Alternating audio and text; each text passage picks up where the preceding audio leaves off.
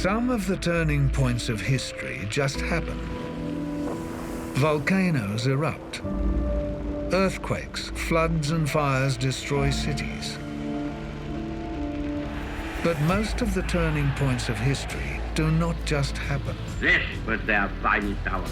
They are the result of actions taken by people. The only thing we have to fear is fear itself. They are the work of those who use power, ambition, belief to shape events. People are the authors of history. It's the curious thing about history that we all understand the great currents matter. The institutions matter, geography matters, economics matters, what natural resources you have matters. But I do think there are moments in history when it really matters who's in power. This is the story of the people who, holding or reaching for power, shaped our world. The titans of the 20th century.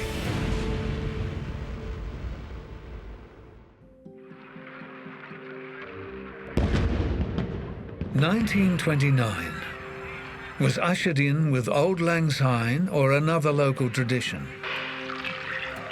Ordinary people and titans alike raised their glasses, but everything they knew was about to be changed forever. Some brief brackets of years deserve to be termed decisive.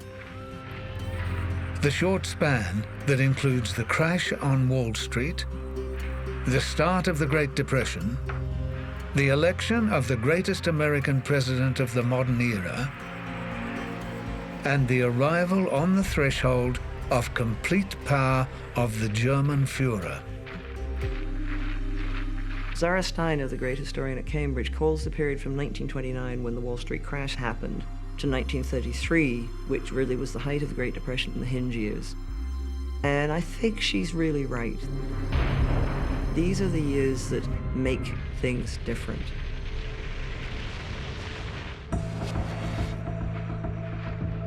The events of the Hinge years, promoting titans into the spotlight, transformed Europe. In 1929, Mussolini was Italian Prime Minister. He was also head of 8 ministries and was, according to Pope Pius XI, the man whom Providence has sent us. He eventually succeeds in 1929 in signing an agreement with the Pope, which effectively says the Pope won't resist Mussolini's political power, but Mussolini would at the same time respect the Pope. Well, the Lateran Pacts essentially end a 50-year Cold War between the institutions of the Italian nation-state and the Vatican.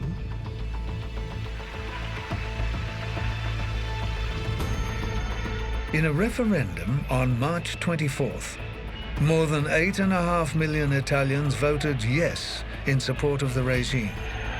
Only 135,000 voted no. Fascist Italy was constructed as an act of illusion, a series of mirrors. It was a stage set. Italy was not alone in living an illusion. Just before he died in October 1929, German Chancellor Gustav Stresemann said, "The economic position is only flourishing on the surface. Germany is in fact dancing on a volcano." And not just Germany.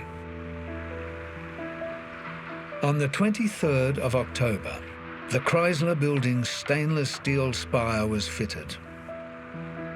On the 24th, Black Thursday, 3 weeks after Stresemann's death, financiers poured millions in to try and arrest the stock market slide. They failed. You had this ruinous collapse in confidence in the stock market. That eventually triggered the whole depression. Newly elected President Herbert Hoover put the crash down to unwarranted pessimism and fear. FDR, the man who will replace Hoover in the White House, is at this moment governor of New York. He started giving radio talks as governor. So many of the programs that we associate with his presidency and techniques that he used to govern, he tried out as governor. Roosevelt was on his way. Joseph Stalin was already in charge, and the 21st of December 1929 was his 50th birthday. So there's about daily Politburo meetings with probably 240 items on the agenda. And Stalin appeared to be across most of these. He went through the files he was sent, often scrawling on them in the margins with his blue crayon. He seemed to be an absolute master rewriter. He was often the quickest person who could put into written form the compromise solution of what everybody wanted. In 1929, the Red Army had 90 tanks. 4 years later, it would have 4,700. This increase in armaments was part of the industrialization of the Soviet Union, part of the central planning that came at huge cost, particularly in agriculture. In 1929 and 1933, the Bolsheviks forced the peasants into collective farms, which were run and controlled by the state. They have to surrender most of their cattle, most of their machinery to the collective farm.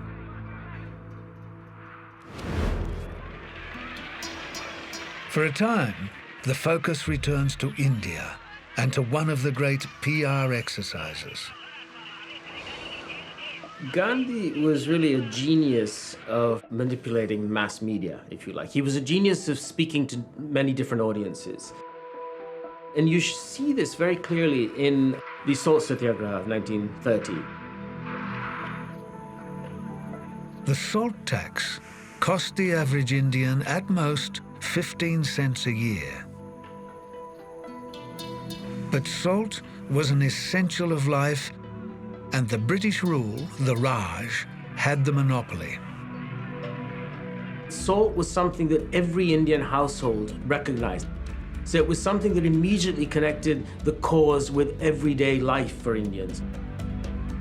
So he goes on this 200-mile march from his ashram in Ahmedabad in Western India down to the sea.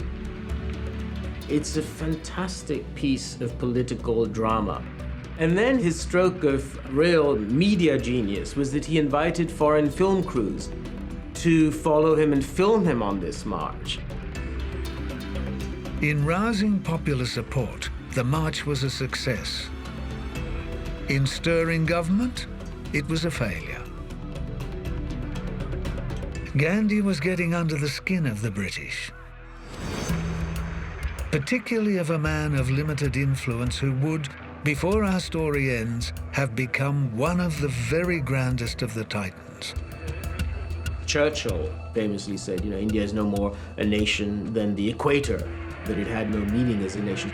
So he completely dismissed Indian nationalism. Great mismanagement and weakness are causing unrest to 300 million primitive people whose well-being is in our care. He saw the movement of Gandhi to get freedom and get independence as something deeply subversive to what he regarded as civilization.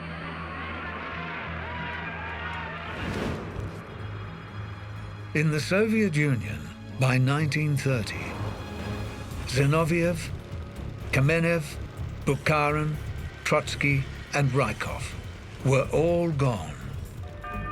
80% of Soviet village churches had been closed. Stalin was in charge, and Soviet society was being remade, but not without pain. 1,000 incidents of rural violence throughout the Soviet Union were officially reported in 1928. 13,794 in 1930. They were objecting to coercion. Collectivization has been presented by some people as kind of an all-out war against the peasantry. Campaigns of soldiers, groups of secret policemen sent in to compel people to join a collective farm.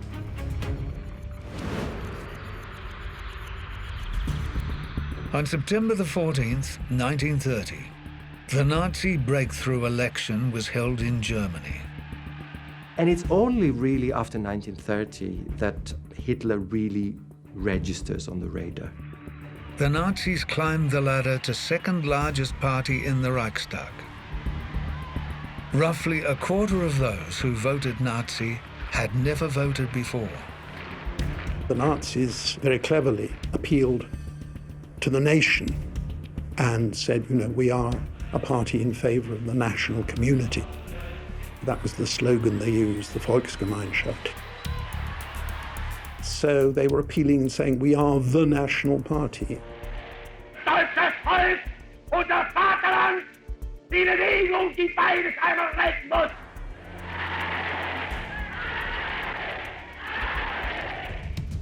I'll see to it that prices remain stable, Hitler said in 1930.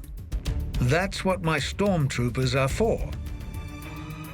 There are no concrete measures for implementing these policies. It's all about, a general sense of vision.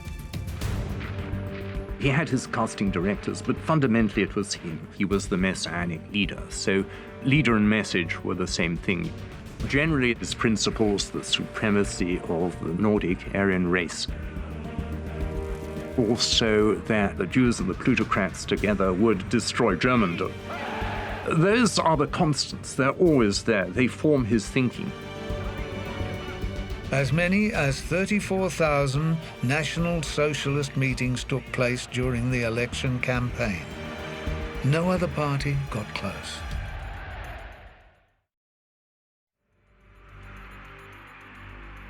After the brief military dictatorship of Primo de Rivera, Spain in 1931 held elections that were effectively a plebiscite on royal rule. On the 12th of April 1931, there were municipal elections, which was part of a scaled return to some kind of constitutional government after the military dictatorship, which with Alfonso XIII's approval had ruled Spain since 1923.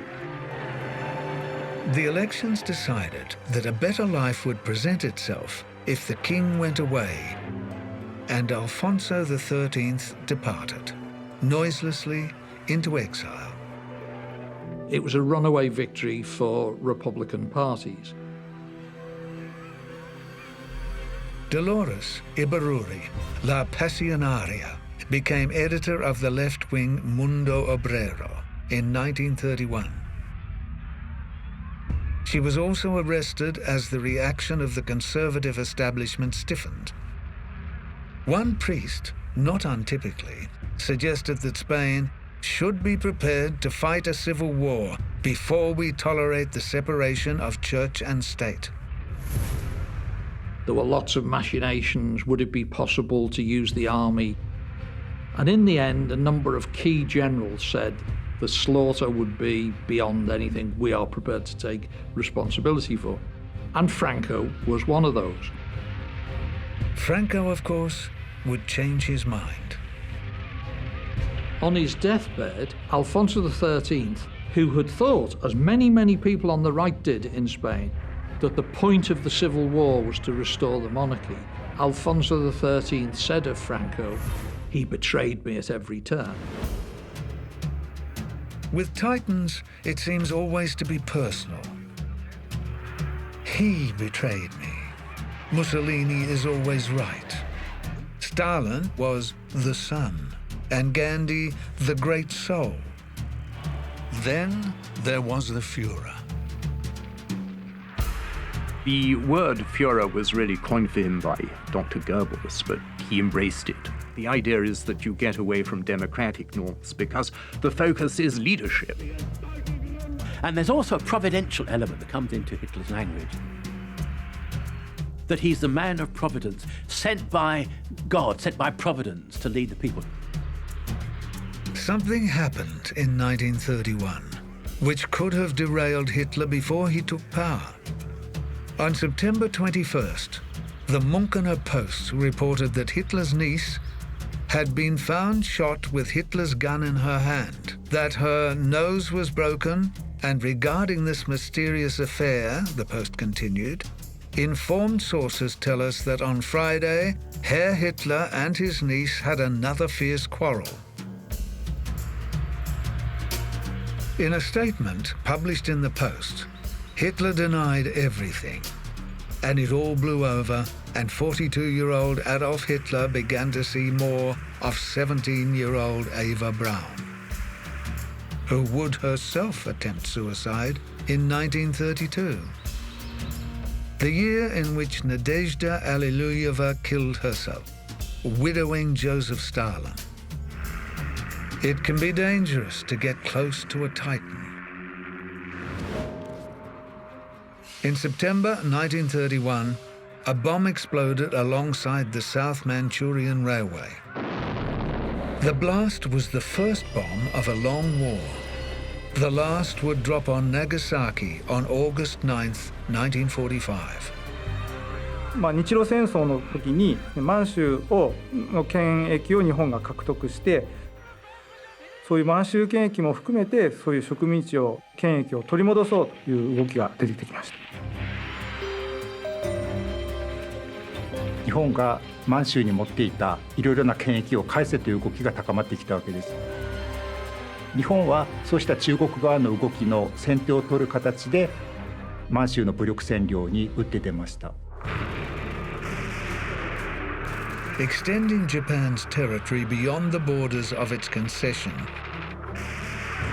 by a full-scale invasion of Manchuria doubled the size of the Japanese empire. The Japanese military move into Manchuria in 1931 in defiance of orders from their own civilian government.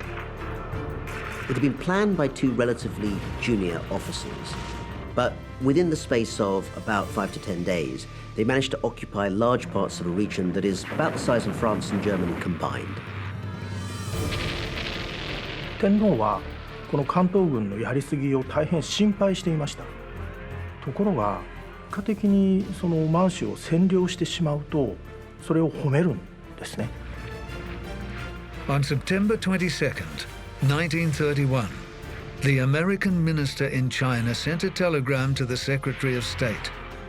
It is my conviction, he wrote, that the steps taken in Manchuria must fall within any definition of war. The Japanese invasion completely changed the geopolitical landscape of China.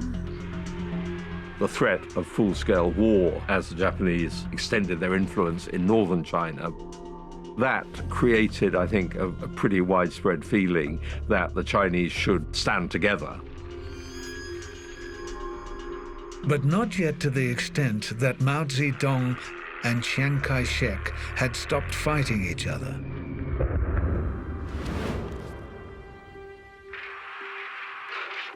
Elsewhere, it was economics that was transforming the landscape. This was the period of the means test and the dole, and the slag heaps and the rotting cranes and the Jarrow hunger marches. As Chancellor, Winston Churchill had disastrously returned Britain to the gold standard. On September 21st, 1931, Britain went off the gold standard. By December, the pound had fallen by 30%, and the cost of unemployment benefits had risen from £12 million in 1928 to £125 million in 1931. Leadership was required. Were the Titans the right men? You look at the 1920s and you think, there were some good leaders there. There was Briand in France. There was Stresemann in Germany. And you look at the disappearance of those people from the scene.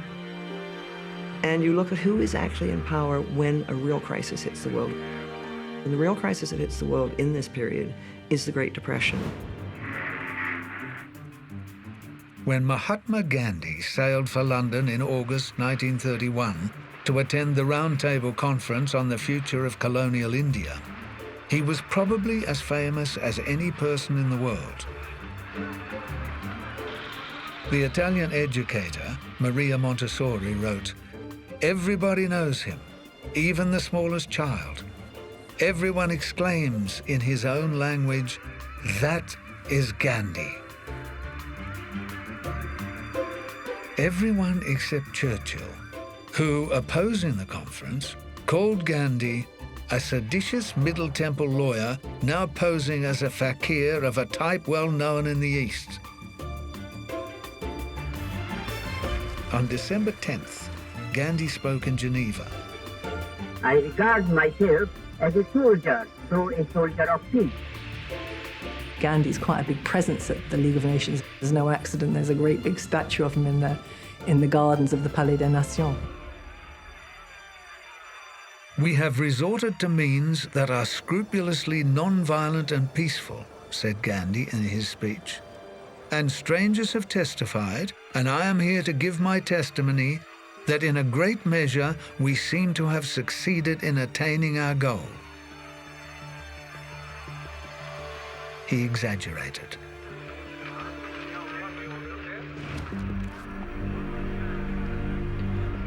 Some titans have a towering but local presence. Charles de Gaulle, for example, who in 1932 began work on his third book, Towards a Professional Army, which would confirm his ascendancy. And in Hong Kong, Ho Chi Minh was arrested by the British and jailed for 2 years. That's how revolutionaries are made. A man whose local influence was at least as intense was sentenced to death for his role in the Easter Uprising, commuted to life in prison and freed under the amnesty. In 1932, he attained high office. Eamon de Valera was an austere and schoolmasterly figure, but he was a brilliant politician, and in many ways he becomes the dominant figure in Irish politics when he is elected Premier in 1932. And the Ireland that you see for the next 30 years is the Ireland that has been created by Eamon de Valera. The Emperor Hirohito survived an assassination attempt by a Korean nationalist in January 1932. The Japanese Prime Minister, Inukai Tsuyoshi, offered his resignation because of the security lapse. It was not accepted. On May 15th, young Navy officers assassinated the Prime Minister. His offense was a reluctance to recognize Japanese possession of Manchuria.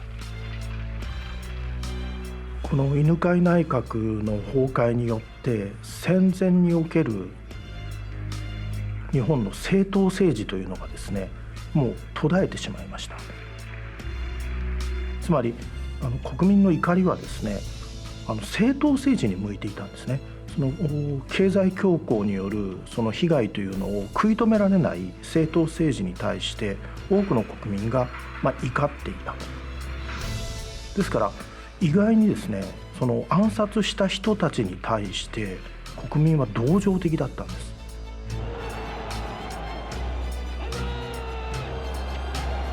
It is quite difficult to write Japanese history as the history of great men, because in my view it is institutions and the social structures that are much better explainers of why things tended to evolve. From May 1932, civilian politicians were confined to minor roles in Japanese cabinets. Unsurprisingly, military expenditure began to climb. By 1938, it was 12 times what it had been in 1931. 日本の中で愛国心が高まって陸軍の行動を熱狂的に支持していくようになりました。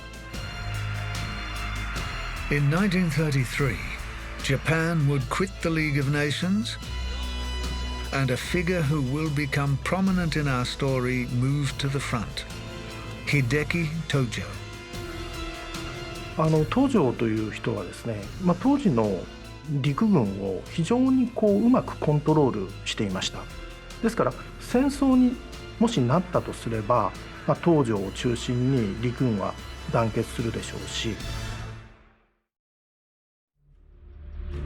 Dwight D. Eisenhower makes a brief and controversial appearance at the end of July, when President Hoover sends troops to disperse several thousand First World War veterans assembled in Washington to demand payment of the war service bonus.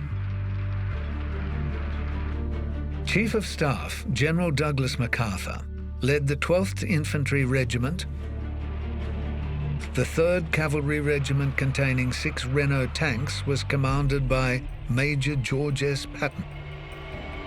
Eisenhower, MacArthur's junior aide, remembered telling, "That dumb son of a bitch not to go down there. I told him it was no place for the Chief of Staff." The action was the final nail in Hoover's coffin. Was this the American dream? Had this come to an end? The need for strong executive leadership was as great as it's been in just a few times in American history. His opponent for the 1932 presidential campaign had as his signature tune, "Happy Days Are Here Again." His name was Franklin Delano Roosevelt.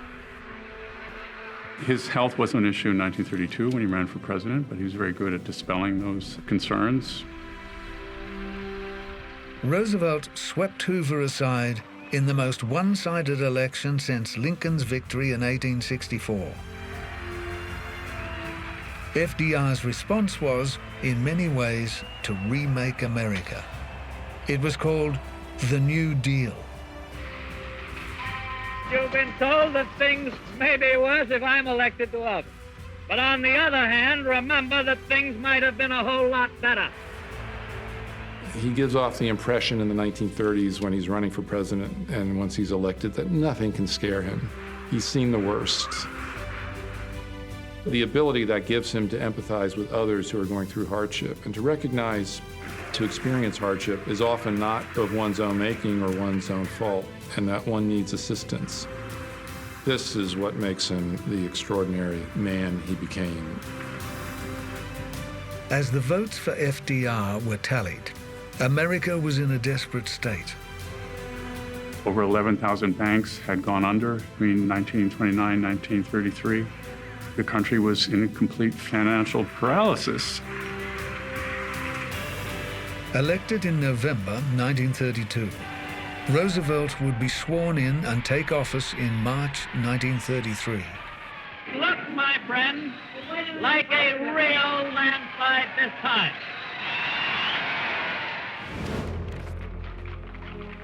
Two elections were held in Germany in 1932, the first for president and the second for the Reichstag. Hitler contested both. He was defeated in the presidential election by Hindenburg. He got nearly 13.5 million votes in the second round, but that was only 36% against the old man's 53. Paul Ludwig Hans Anton von Benckendorff und von Hindenburg was born in 1847. Hindenburg absolutely did not want to run for re-election in 1932. He was in his mid-80s. But the thing was, his chancellor at that time, Heinrich Brüning, understood that if Hindenburg didn't run, Hitler probably would, and Hitler would stand a very good chance of getting elected president. Unser Reichspräsident, General Feldmarschall von Hindenburg, hoch!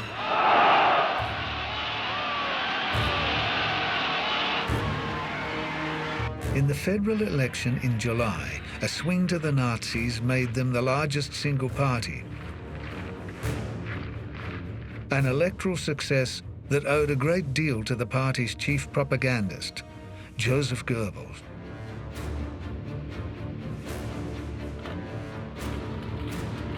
Goebbels played an enormous part, I think absolutely central part, in generating this terrific sense of momentum. And by 1931-32, he was creating this sense that the party was on some sort of unstoppable process. können uns unterdrücken, sie können uns meinetwegen töten, kapitulieren werden wir nicht. In 1932, he was using the aeroplane so that he could speak in 4 or 5 places in the same day. They simply outpaced all of the other parties. 2 oder 3 Monate vergangen sind, wird euer Terror beseitigt sein. Verwahren wir das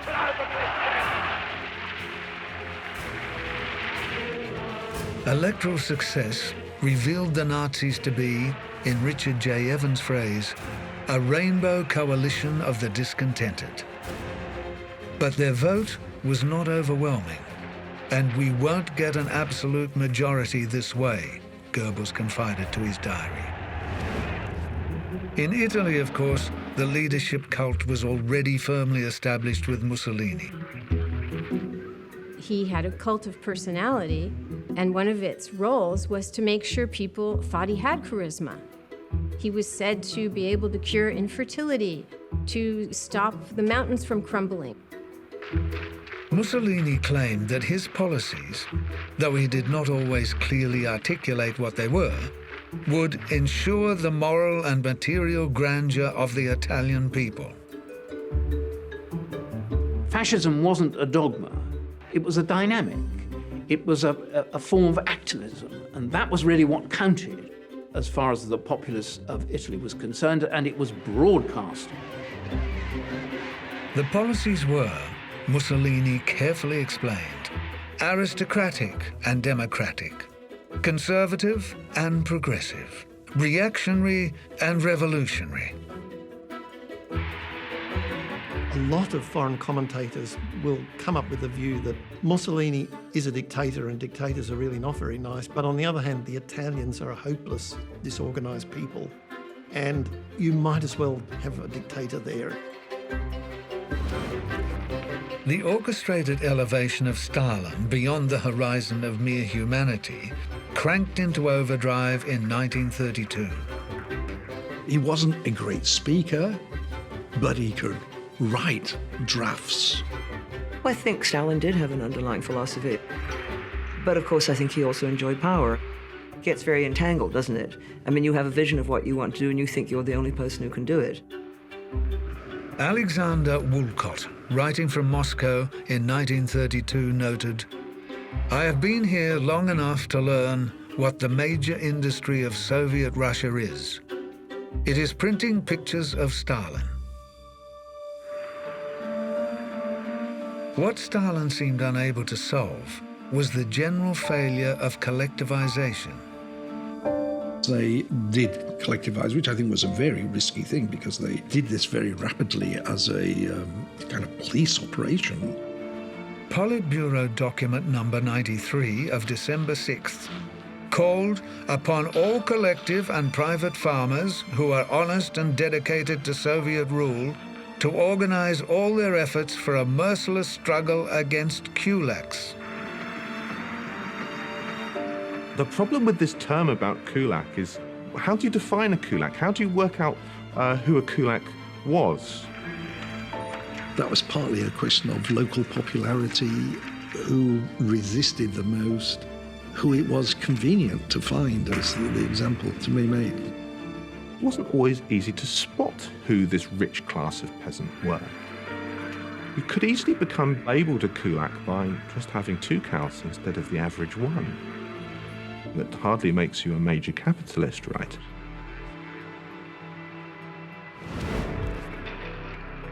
The hinge swings. A year of destiny dawns. In 1933, Hitler and Roosevelt will join Mussolini and Stalin as titans in power. Shots had been fired at the president-elect on February 15th by an unemployed bricklayer, Giuseppe Joe Zangara. Roosevelt is traveling around Florida with Anton Cermak, the mayor of Chicago, who had been extraordinarily helpful during the campaign. And out of the crowd, an assassin emerges not more than 10 feet away from Roosevelt in an open car, Then above the mayhem, a voice could be heard loud and clear. "I'm all right," Roosevelt shouted. "I'm all right." Thank God the assassin was a terrible shot, fires 6 to 8 shots, all of which miss Roosevelt. But they kill Cermak. Chief Justice Charles Evans Hughes administered the oath on a Dutch Bible which had been in the Roosevelt family for 300 years. The Constitution of the United States, so help me God.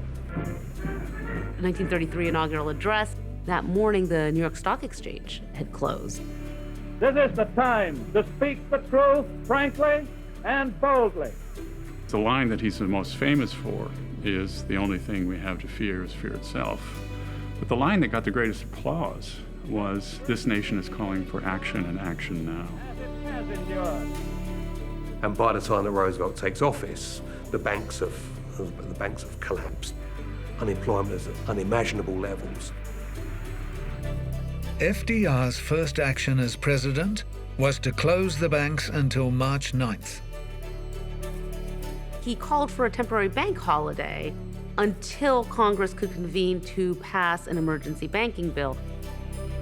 When that bill passed a few days later, it passed on a voice vote, and that really sparked the 100 days. The first 100 days is just an extraordinary period in American history.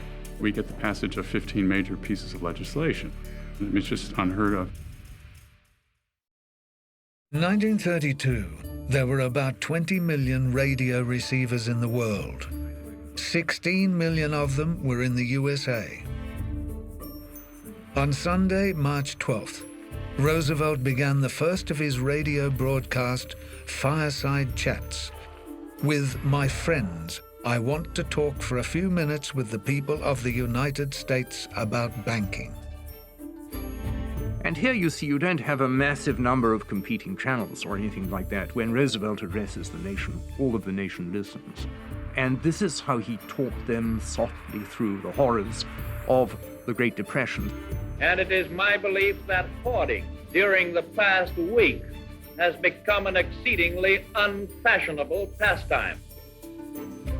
60 million people were listening, including the humorist Will Rogers, who said the president had taken the subject of banking and made everyone understand it, even the bankers. So although we're used to thinking of the fireside chats as these major moments of presidential leadership, there are surprisingly few. So he would ration them so that people would actually tune. The president must have something important to say. You must not be stampeded by rumors or guesses. Let us unite in banishing fear.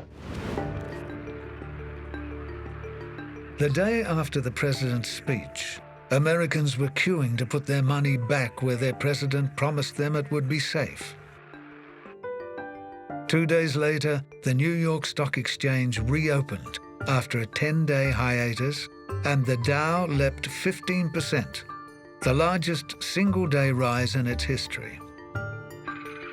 The Stock Exchange ticker tape signed off with the words, "Happy days are here again." By April, more than $1 billion had been pulled out of socks, jars, from under mattresses and floorboards and put back in the banks.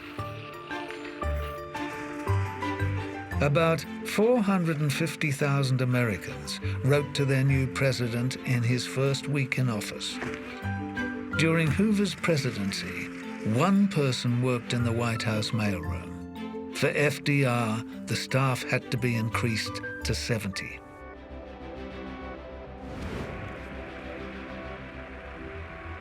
When the world gathered for an economic conference that summer, FDR scuttled the initiative with what has come to be known as his bombshell message. He made it plain that fixing the national economy took precedence over an international arrangement. If you've got 1/3 of your population out of work, you don't have money or time or energy or interest left to build a navy, to build an army, to worry too much about foreign affairs. The British economist John Maynard Keynes said that Roosevelt was magnificently right. But the alternatives to joint action included Nazism, fascism, and Japanese militarism. So the tragedy of the World Economic Conference is that the three major democratic powers aren't able to do an economic and a financial deal. The Americans had hoped to do a trade deal with the British, and the British don't want to do the deal. Neville Chamberlain, who's the Chancellor of the Exchequer at the World Economic Conference, he's the one that Roosevelt blames for this bust-up. Until Chamberlain leaves as Prime Minister, they have very difficult relations all the way through the 1930s. In July 1932, Hitler had been denied the chancellorship by the Reich president. There were several occasions in 1932 when Hindenburg was presented with the idea of naming Hitler as chancellor and refused to do so, and it really comes back to the utter contempt that someone in his position had for what he saw as this vulgar, lower-class upstart. 5 months later, and with Nazi support dwindling, in the November election a swing against them of more than 4% had been recorded, Hindenburg relented. I don't think Hindenburg thought about reasoning with Hitler. I don't think Hindenburg thought about reasoning with anybody. He did ultimately come to the conclusion that he could give Hitler orders. And finally, at the end, in late January 1933, that proved to be enough. If you look at how Hitler actually got into power, it was a result of human error. But it was to the people around President Hindenburg, his son among them, who felt they could use Hitler and use the Nazis. Of course, the fatal mistake they made was not to understand that Hitler was thinking exactly the same thing. Hindenburg's chancellor, Franz Joseph Hermann Michael Maria von Papen zu Koningen, had been born into nobility and wealth. Nicht als Parteimann, sondern als Deutscher bin ich seinem Rufe gefolgt. So with von Papen, just like with Hindenburg, there's a lot of sort of aristocratic pride and arrogance. Hitler almost certainly had nothing but contempt for von Papen. To be honest, Papen deserved little more than contempt. After the election, cunningly as they thought, Hindenburg and his circle invited Hitler to become chancellor. And within 2 months, Papen said, we will have pushed Hitler so far into a corner that he will squeak. And it's no accident, I think, that when the Weimar Republic ended in 1933, it ended through a small conspiracy by those conservative elites. At 11:30 on the morning of Monday, January 30th, 1933, one of those rare dates that divides history, President Paul von Hindenburg administered the oath of office, installing Adolf Hitler as Chancellor. So the moment in which he becomes Chancellor of Germany in 1933 would be a good candidate for the most important historical moment of the 20th century. Barely a month later, just after midnight on the evening of 27th February 1933, passers-by saw flames beginning to light up the interior of the Reichstag.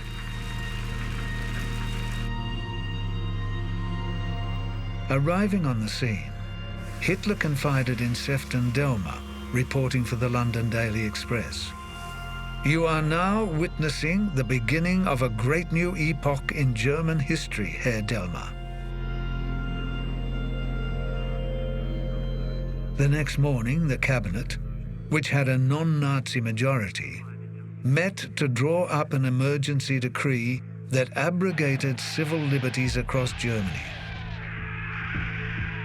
The decree, which is passed following the Reichstag fire, basically allows his Reich government to take over state governments, and the state governments were one of the possible sources of resistance, which Hitler then wipes out. Goebbels' Reichsministry for Popular Culture and Propaganda was formally launched on March 13th, 1933. He established in 1933 the so-called Reich Chamber of Culture with the aim of trying to control and coordinate and support and sponsor German culture. On March the 23rd, the Enabling Act gave Hitler dictatorial powers. The SA and the SS were given sort of free run to deal with the left. So they arrested the socialist and communist leaders.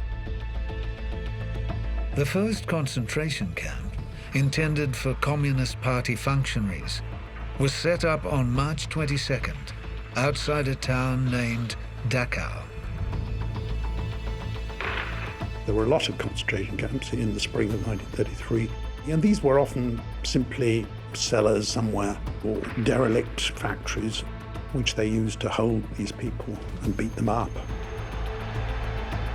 Hitler's only been in power not even 2 months yet at that point, and he's already maneuvered himself out of this limited position he was in.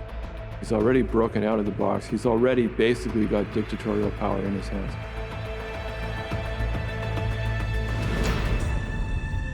On March 5th, 1933, before striding onto the stage at the Berlin Sportspalast, Adolf Hitler had told Cornelius Vanderbilt Jr. to tell America that he was sent by the Almighty to a nation that had been threatened with disintegration. Vergiss 14 Jahre Verfall und hebe dich empor zu 2000 Jahren deutscher Geschichte.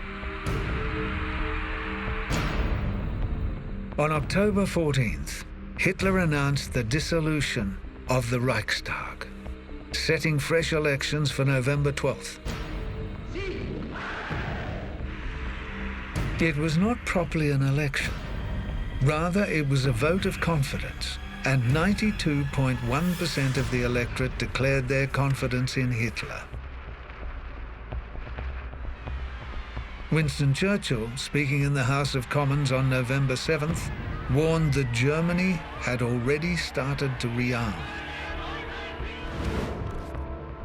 March 1933 was the epicenter of the great and vicious Ukraine famine. This famine, it is called the Holodomor. So it was not something which was a result of collectivization, a natural result of bad harvest. It was the attempted genocide. The Soviet leadership doesn't support the Ukrainian peasants, the backbone of the Ukrainian nation. They let them die. To the very last moment, actually, they prevent grain from being released to them. In January, Janusz Radzutaks, who would be a victim of the show trials, said of Stalin, "He is the leader of the most revolutionary, most militant party in the world, and he would not be the leader if he didn't know how to chop off and destroy that which is slated for destruction." He kept power because he never took responsibility for anything that went wrong. If something went wrong, if there was famine in Ukraine, he blamed foreign agents or he blamed dissident Ukrainians. And enough people in the Soviet Union were prepared to believe that. Ukrainians are starving in masses. There's cannibalism. It's a terrible situation. But Stalin ignored that and said there is no crisis. People believe what they want to believe. On April 1st, 1933, Adolf Hitler ordered a one-day boycott of Jewish shops. People believed it was necessary. 1933 was the year in which the cinema box office bottomed out. Walt Disney's Three Little Pigs premiered, helping the recovery. The song that made its debut in that production was reputedly often whistled by Adolf Hitler, whose nickname had been Wolf. It was, "Who's Afraid of the Big Bad Wolf?"